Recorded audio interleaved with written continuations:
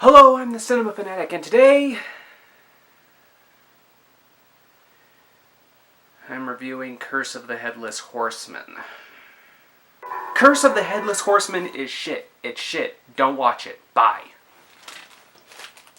Okay. So why is this movie so bad? Well, there are several reasons. But first, let's talk about the plot.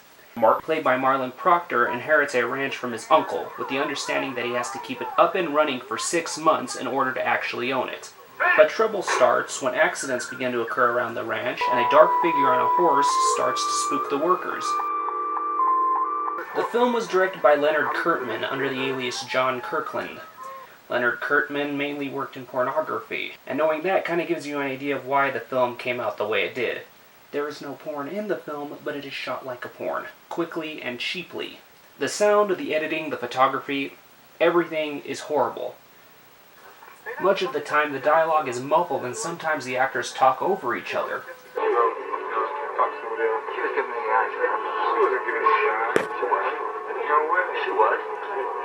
The plot also contradicts itself. Now, the legend of the horseman is that he's after the 8 people who hunted him down and killed him. But if you watch the flashback, you just see 8 people shooting at each other. What? The narration is also contradictory. I mean, just listen to this. There was a closed coffin.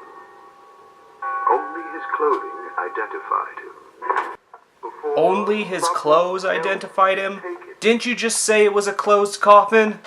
Okay, yeah, I know, they probably identified him beforehand, but couldn't you have said that in another way that didn't sound weird? The photography and editing look like crap.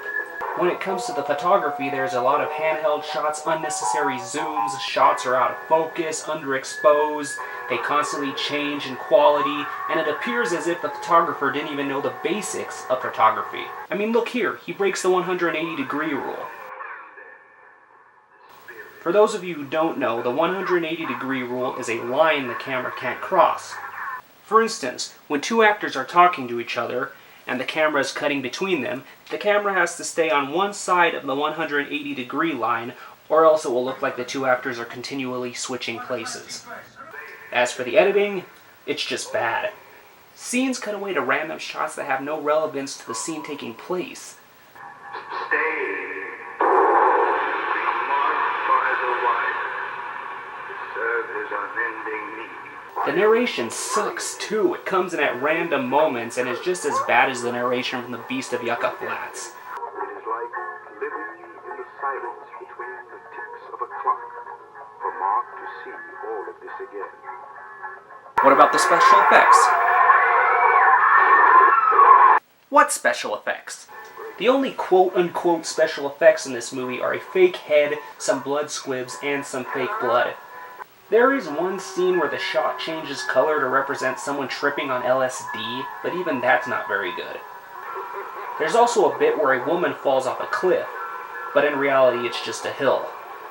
They don't even try to hide it.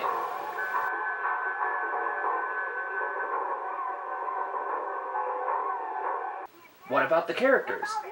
There are none. We know nothing about these people, except that Mark is a doctor, and that's it.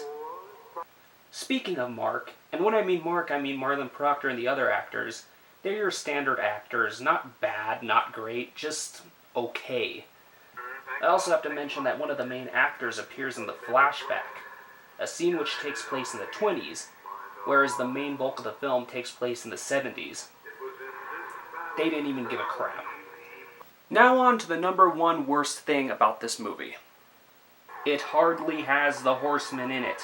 He shows up once at 27 minutes in and doesn't show up again until 50 minutes in. Also, this being a horror film, you would think it would try to be scary, but it isn't. It's not scary at all.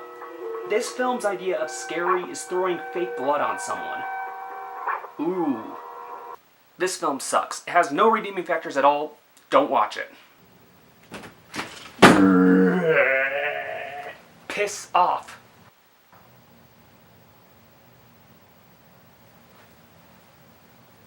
No, get out of here. We're not doing a sketch. Piss off. Get out of here.